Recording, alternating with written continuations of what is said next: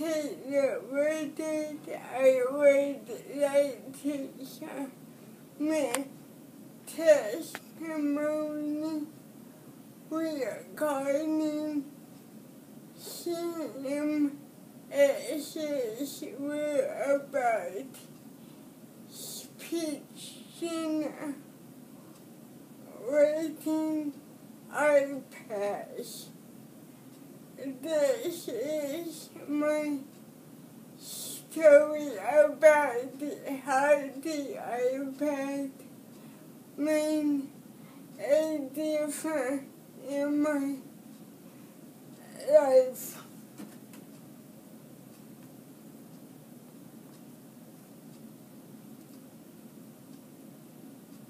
My name is Taylor Woodard. I have a physical disability similar to cerebral palsy, which necessitates the use of an electric scooter and limits my hand dexterity in my speech. I would like to share with you how my iPad and its multifunctionality has contributed to my success, both in earning 2 graduate degrees from the University of Texas as well as in my current position working for a national advocacy organization.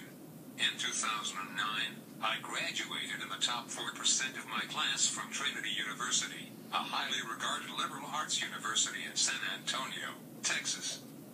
Immediately upon graduation, I accepted an analyst position at J.P. Morgan Chase in Manhattan.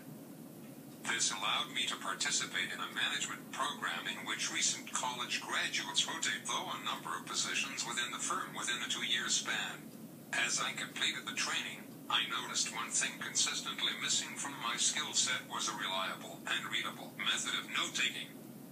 I found myself struggling to keep up with notes from project meetings, trainings, conversations with colleagues and managers, etc., a skill that seemed elementary to many of my fellow trainees.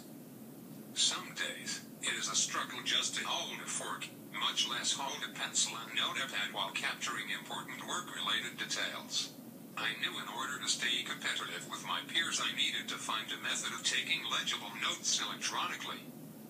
Then, one day my manager suggested I try an iPad. Wow, what a difference it made in my work life.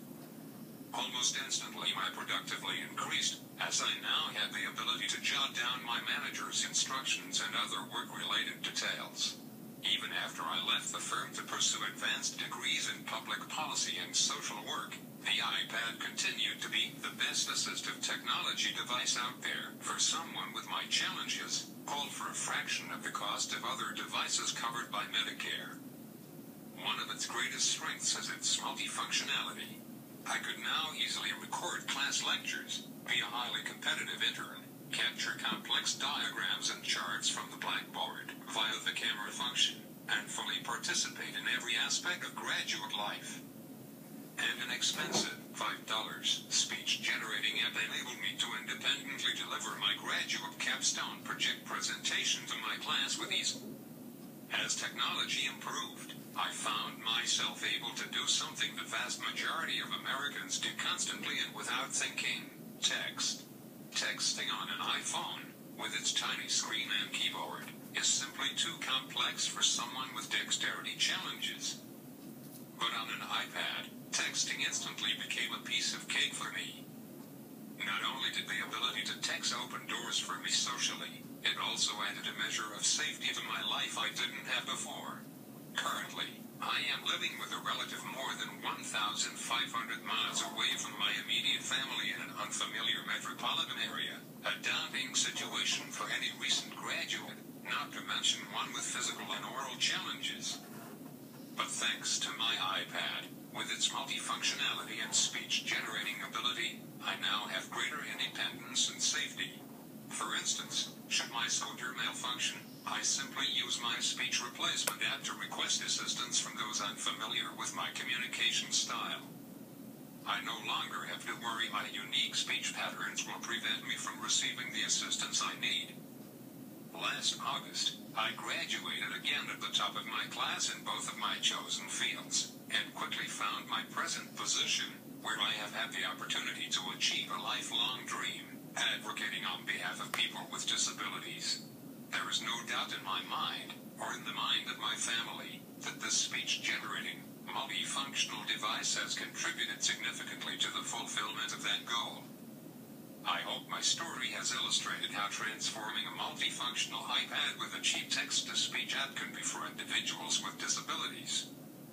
The world is changing rapidly, and for us to remain competitive in this dynamic environment, we must have the appropriate tools. And for me, the iPad is just that tool. On behalf of everyone who may require speech generation technology to be fully understood, I strongly urge you to reconsider your policy of not allowing life-transforming products such as iPads, laptop or desktop computers, or personal digital assistants (PDA) to be covered as a speech-generating device. I appreciate your time.